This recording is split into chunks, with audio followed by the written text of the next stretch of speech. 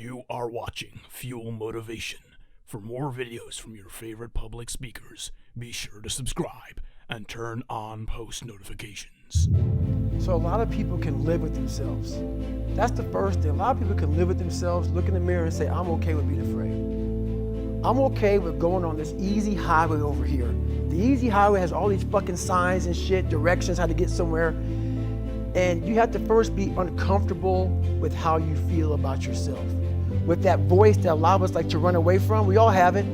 We all have that voice that say, hey man, you know, you're kind of wimping out right now. You're kind of being a little punk right now.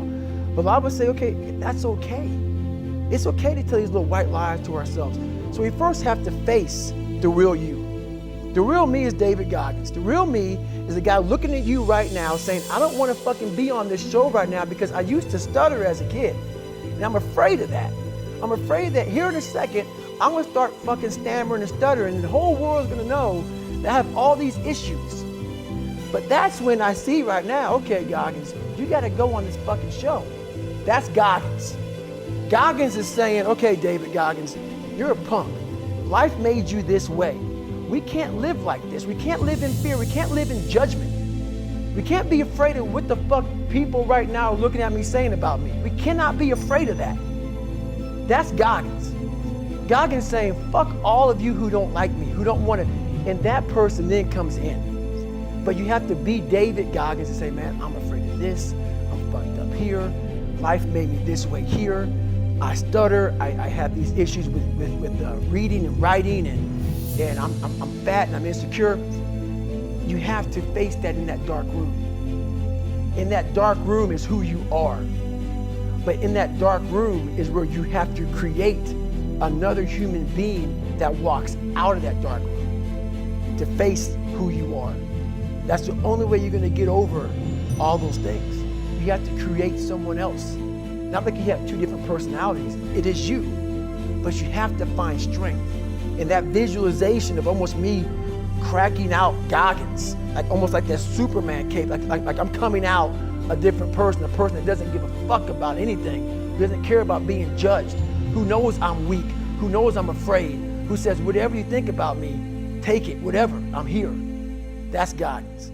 In the dark room, you face yourself, you realize you want to be better, you realize you don't want to be this weak, insecure person in the world who has all these problems that we all have. We all have.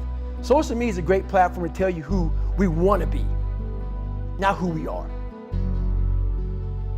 What I told his son was pretty much this right here. He asked me a question about, he wants to be really good at tennis.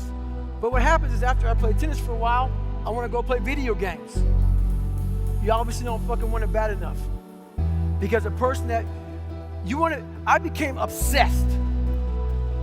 I became obsessed with being the baddest motherfucker that God ever created.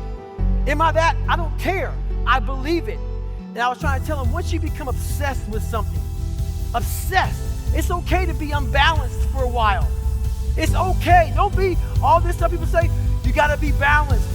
To be the best in the world at what you do. It's not about being a Navy SEAL, people.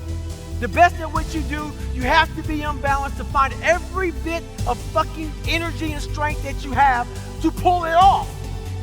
Then you get balanced once you become great. And then you help other people become better from you being the best in the world.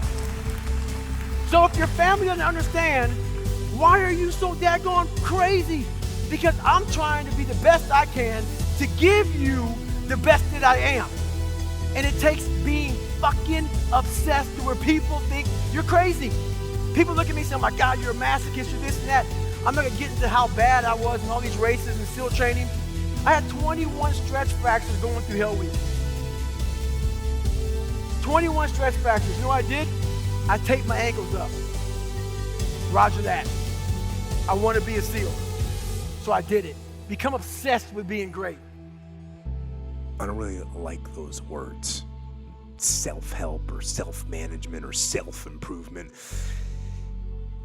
I don't really like what those words have come to mean these days.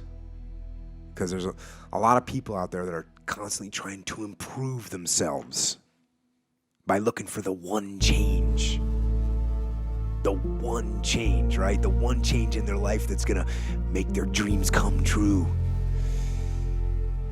And even worse, on top of that, there's a lot of people out there, a lot of self-help gurus and these hyperactive motivational speakers and these other self-appointed modern Zen yoga warriors that they're trying to sell the one thing. They're trying to sell the 9 steps or the enlightened path that's going to allow you to unlock all of your human potential and fulfill the dreams so you can live the life that you've always wanted to live. But I will tell you this, it isn't one thing. And it isn't 10 things, and it isn't 100 things. It isn't a quick path, and there are no shortcuts. Meditation won't get you there, and neither will a miracle drug or an organic supplement or some superfood. Getting better isn't a hack or a trick or a one change that you need to make. Getting better is a campaign. It's a campaign. It's a daily, a weekly, it's an hourly fight. An incessant fight that doesn't stop against weakness and against temptation and against laziness. It's a campaign of discipline.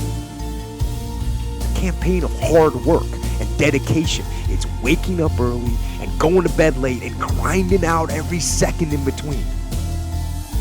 That's what you do with yourself. You continually detach, and then you look, and then you refine, and then you detach, and then you look, and then you refine, and then you detach, and then you look, and then you refine.